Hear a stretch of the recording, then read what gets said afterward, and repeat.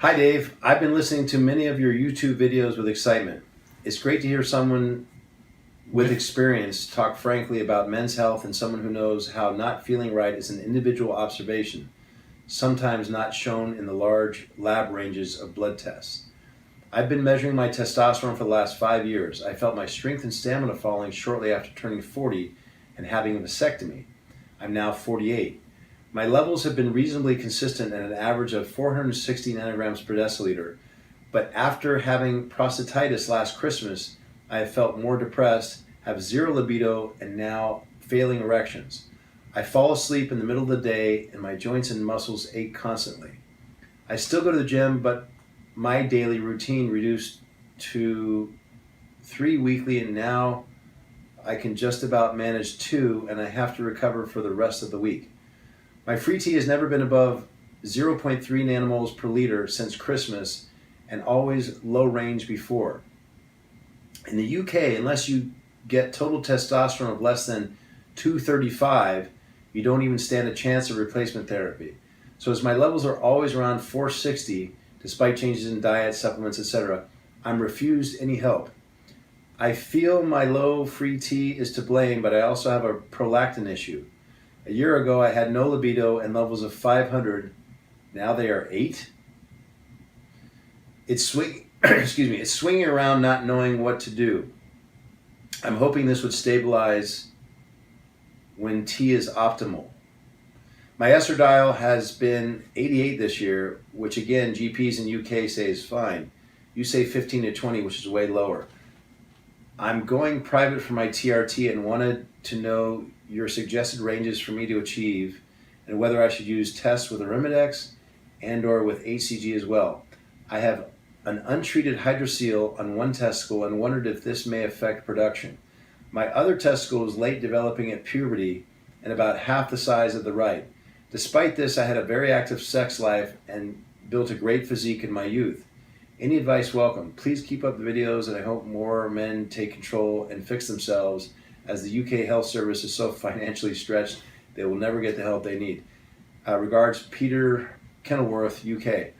Well, working from the back up, I mean, I've heard that about the UK system. It's a great, system for the general public, as any, what do they call it, medicine where everyone gets helped at the cost of the government, which is really the people. But anyway, it's not private. I hear there's some good and bad, but hydrocele can be an issue, but most often is not an issue when it comes to producing testosterone. The very fact that this gentleman had a very active sex life and built a great physique in his youth means that the current hydrocele at age 48 is probably not the problem. Bottom line is, at 48, that's probably the problem. 48, again, I always joke, life expectancy 300 years ago was roughly 28 years. And if you believe in evolution and, the purpose of it is to procreate, at 48, the testicles saying, why are you guys bothering us? We're supposed to be long gone. So I don't think that's highly unlikely to be the problem, a hydrocele, for which he's complaining about anyway. When I get these numbers, 88, different countries have different measurements. So I don't know if that's picograms per milliliter, or if it's nanomoles per liter. I mean, it could be anything, but certainly if we're comparing apples and apples, 88 picograms per milliliter is, way too high. I don't care what scale you're looking at, that's crazy high. And it goes back to the whole thing about normal versus not. The reference intervals being normal. Who cares about normal? That just tells me what? That, I always joke, it's normal to get sick and die one day, so who cares about normal? At some point, 0 is going to be normal and you'll be dead or really, really old. So, and that's in reference to your testosterone levels. So, most of the labs I see in the United States, 39 or less is considered normal for estradiol. And I would say that 30 is, or certainly 35 anyway, is double what optimum is in my book anyway. So 88, that's surprisingly high if that's indeed picograms per milliliter. and you're probably holding water if it's that high. You're probably holding more fat than you should. You're probably a little moody and irascible, and you're most likely, definitely, if you really, contributing to prostate cancer, because we know now that estrogen plays a big role in activating the genes which all men carry for prostate cancer. So, yeah, no bueno. The prolactin being high, that can be an issue. Elevated prolactin can affect dopamine, testosterone. So I would want to bring that under control too. I see elevated prolactin, mildly elevated every once in a while. The levels might be 2 or 3 points above the norm, but then we do a follow-up and it's back to what it should be. So again, is this the heart of your problem? I already said no. It's probably just age. So bottom line is, with a testosterone of 235, and I'm assuming that's nanograms per deciliter, yeah, you're definitely a candidate, particularly with, more importantly, the depression, the lack of libido, the erectile dysfunction, the lack of energy, the joint muscle aches. I mean, all these fall into the classic symptoms and signs of testosterone. But he's not in the 200 though. He says he's in the 400, and that's what it is. If you're not in the 200, they won't treat him. Oh, beg your pardon. Right. Well, 460 is pretty low too. And again, this is a total. Yeah. And I've said this before, you don't treat numbers, man. You treat people. Yeah. And the guru in all this, Abraham Morgenthaler, is the one who, thankfully, chaired an international consensus. And I post this on my website. There, I got the bullet points, but you can see all of the detail of the conference that they held and what they published elsewhere. I mean, it's out there. But essentially, he finally said, "Look, the numbers don't really give us much of a hint of anything. You treat the symptoms." And certainly, the horse rather than the zebra in this gentleman's case, since he's 48, would be low testosterone causing all this. You still want to, do the lab work, though. I'm not saying ignore it, to confirm the most important part, which is, no patient that I know of has ever come to me and said, "Rand, I need help. I did my labs and I see that my numbers are out of whack. My testosterone's really low. Let's fix it." They come in. First of all, they get the labs first, or they come in and say, "I feel like crap. Yeah. I have low energy, or decreased energy, decreased libido, decreased sense of well-being. I can't control my body composition, et cetera, et cetera. What could it be?" And then we verify with the numbers. So, you get my point. But Abraham Morgenthaler, again, chaired this international consensus, which published this. So it's not just the UK, it's not just America or whatever. Again, it's an international consensus that says, hey, let's not draw the line at a particular mark. And it used to be 450 nanograms per deciliter by Morgenthaler originally, when we were first starting to understand all this stuff. And and again, we should really look at free testosterone anyway, because that's where the rubber meets the pavement. Right. Your total, I use the example of if my Uncle Jake, and I don't have one, but certainly when I finish the story, you'll understand why I would call him Uncle Jake.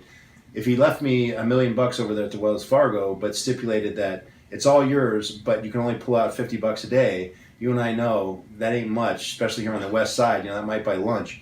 And he jaked us, as we would say. It's like, thanks for nothing, Uncle Jake. So you can have a free tea that is relatively high. This is not relatively high, but it might meet some mark in the UK. And your free T is really, really low. So total T does not necessarily translate. On average, as an absolute number in these states with the measurements that we use, it's roughly 2%. I don't know the measurements they use for free T over there, but by the opposite, I had a gentleman in the office today. He had a 336 total T, nanograms per deciliter, and his free T was 15 point something. That's phenomenal. To get that much free T out of your total T. What determines that? Pardon? What determines the free T in someone's, Well, free T is a function of the amount of testosterone you have floating around and how much of it is bound up by something called sex hormone binding globulin. Okay. Or how little of it, I guess, is bound up by sex hormone binding globulin.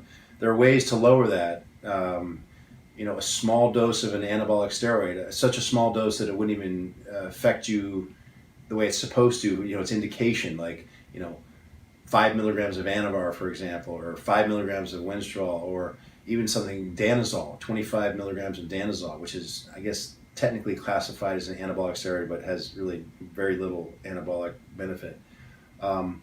It would lower your SHBG very effectively, and therefore raise your free T, and you would get something out of that. I see. Or nettle root, high protein diet.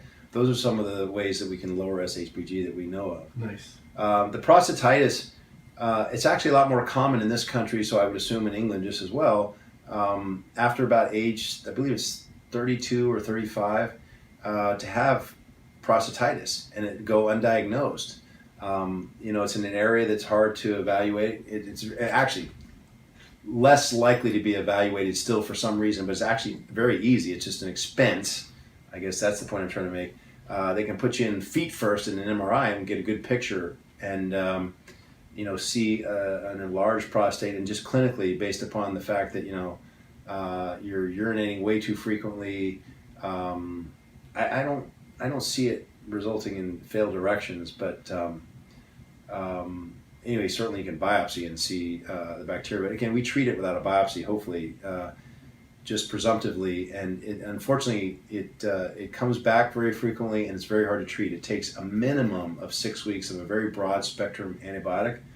But it's treatable, and I would definitely treat it, because inflammation from prostatitis would be linked pretty significantly to the development eventually of prostate cancer. So don't shoot the messenger, but to feel better and get rid of the symptoms from enlarged prostate, an infected prostate, and avoid cancer down the road, I would definitely treat that. Let's see. I'm sorry. I worked my way from the bottom up. Did I answer all the questions? Yeah, it sounds about right. Yeah. So I would definitely pursue the TRT. Yeah. I mean, he mentioned something about it going from 500 to 8. There must be a misprint there, because certainly that would fulfill the less than 235 requirements in the UK. So I guess I don't follow that one. And then, for the prolactin, if it is continually an issue in this country anyway, it's cabergoline is usually the treatment of choice to bring the levels down. It's a twice a week medication typically, and it has some other nice benefits that go with it, such as shortening the refractory period between ejaculations, which is why a lot of people use it for other than treating, elevated prolactin. But that's it. I think we got all those. Yeah. Yeah. Thank you, Doc.